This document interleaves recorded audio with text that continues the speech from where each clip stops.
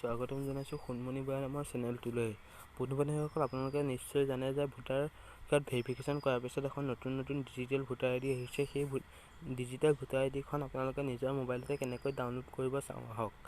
এটকাও খৰচ নকৰাকৈ আপোনালোকে ভোটাৰ আইডিখন ডাউনলোড কৰিব পাৰিব আপোনালোকৰ নিজৰ মোবাইলতে। আপোনালোকে তাৰ বাবে কৰিব লাগিব, আপোনালোকে প্লে ষ্ট'ৰ যাব লাগিব। ভিডিঅ'ত দেখুওৱাৰ দৰে আপোনালোকে যাওক, প্লে ষ্ট'ৰ যাওক। প্লে ষ্ট'ৰলৈ গৈ আপোনালোকে চাৰ্চ কৰিব ভোটাৰ হেল্পলাইন। এনেকৈ চাৰ্চ কৰাৰ পিছত আপোনালোকৰ যিটো পেজ আছে পেজটো খোল খাব। ইয়াত আপোনালোকে দেখিছে এই ভোটাৰ হেল্পলাইন, যিটো এইটো অফিচিয়েল ৱেবছাইটৰ পৰা দিয়া হয়। এই যিটো এপ আছে এইটো আপোনালোকে ডাউনলোড কৰিব।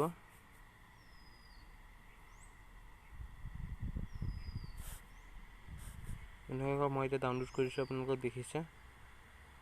এতিয়ালৈকে যদি লাইক কৰা নাই ভিডিঅ'টো লাইক কৰিব আৰু চেনেলটো ছাবস্ক্ৰাইব কৰিবলৈ নাপাহৰিব। এনেকুৱা ধৰণৰ ভিডিঅ'সমূহ আগলৈ পাবলৈ আপোনালোকে ওচৰতে থকা বেল আইকনটো টিপি থ'ব। এতিয়া আপোনালোকে দেখিছে মোৰ এইটো অ'পেন কৰিব দিছে, মই অ'পেন কৰিছোঁ।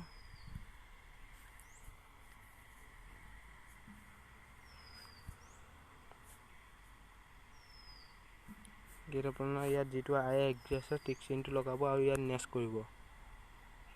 নেক্সট কৰাৰ পিছত আপোনালোকে এই যিটো এপ আছিলে মই এপটো খোল খালে আপোনালোকে ইয়ালৈ আহিব।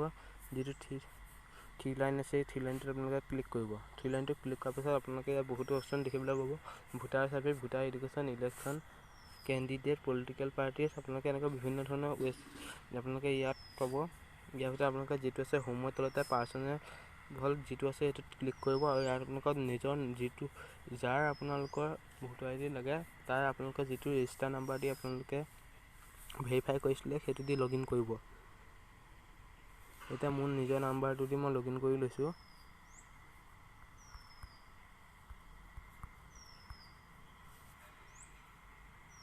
মই কৰি দিছোঁ। আপোনালোকে চেণ্ড OTP ক্লিক কৰিব। চেণ্ড OTP ক্লিক কৰাৰ পিছত আপোনালোকৰ OTP এটা আহিব ৰেজিষ্টাৰ নাম্বাৰটোত।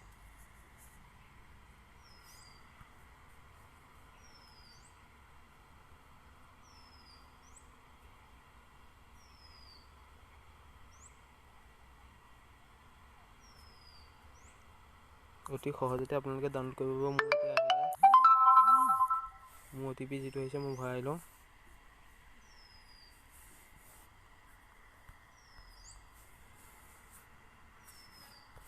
ইয়াত লগ ইন নাও বুলি আছে, লগ ইন নাওত ক্লিক কৰিব।